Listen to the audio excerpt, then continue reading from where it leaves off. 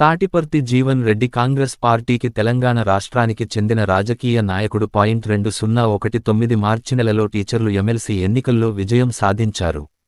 అటు 2018లో జరిగిన తెలంగాణ ముందస్తు ఎన్నికలో కాంగ్రెస్ పార్టీ తరపున పోటీ చేసి తన ప్రత్యర్థి తెలంగాణ రాష్ట్ర సమితి పార్టీ తరపున పోటీ చేసిన ఎం.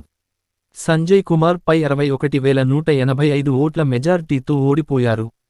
బాల్యం, విద్యాభ్యాసం. తాటిపర్తి జీవన్ రెడ్డి కరీంనగర్ జిల్లా పెగడపల్లి మండలం బత్కేపల్లిలో మే 1, 1952న జన్మించారు. ఉస్మానియా విశ్వవిద్యాలయం నుంచి BA, LLB పూర్తి చేశారు. కుటుంబం: జీవన్ రెడ్డి అహల్యదేవి వివాహం చేసుకున్నాడు. ఈ దంపతులకు రామచంద్ర రెడ్డి, బాలకృష్ణ రెడ్డి, చంద్రకృష్ణ రెడ్డి అనే ముగ్గురు కుమారులు ఉన్నారు. రాజకీయ జీవితం: జీవన్ రెడ్డి జగిత్యాల శాసనసభ నియోజకవర్గం నుండి 6 సార్లు శాసనసభకు ఎన్నికై 3 సార్లు ఉమ్మడి ఆంధ్రప్రదేశ్ రాష్ట్రంలో మంత్రిగా పనిచేశాడు.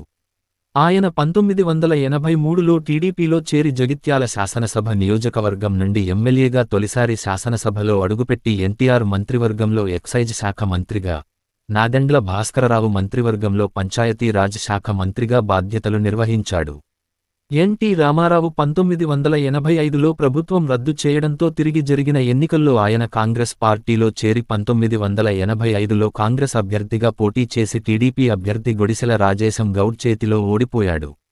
జీవన్ రెడ్డి 1989లో రెండోసారి ఎమ్మెల్యేగా ఎన్నికై 1994లో ఓడిపోయి 1996 ఉప ఎన్నికలో గెలిచి 1999, 2004లో జరిగిన ఎన్నికల్లో గెలిచి హ్యాట్రిక్ విజయం సాధించాడు. ఆయన 2004 మే 14 నుండి 2009 మార్చి 2 వరకు వైఎస్ రాజశేఖరరెడ్డి మంత్రివర్గంలో రోడ్లు భవనాల శాఖ మంత్రిగా బాధ్యతలు నిర్వహించాడు. ఆయన 2006, 2009లో కరీంనగర్ లోక్సభ స్థానం నుండి పోటీ చేసి ఓడిపోయాడు.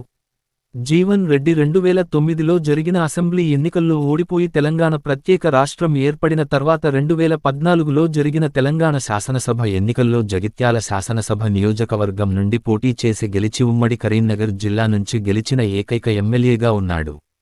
ఆయన 2018లో జరిగిన ముందస్తు అసెంబ్లీ ఎన్నికల్లో ఓడిపోయి 2019లో తెలంగాణ శాసనమండలికి జరిగిన ఎన్నికల్లో నిజామాబాద్, ఆదిలాబాద్, మెదక్, కరీంనగర్ జిల్లాల పట్టభద్రుల నియోజకవర్గం నుండి పోటీ చేసి ఎమ్మెల్సీగా ఎన్నికయ్యాడు.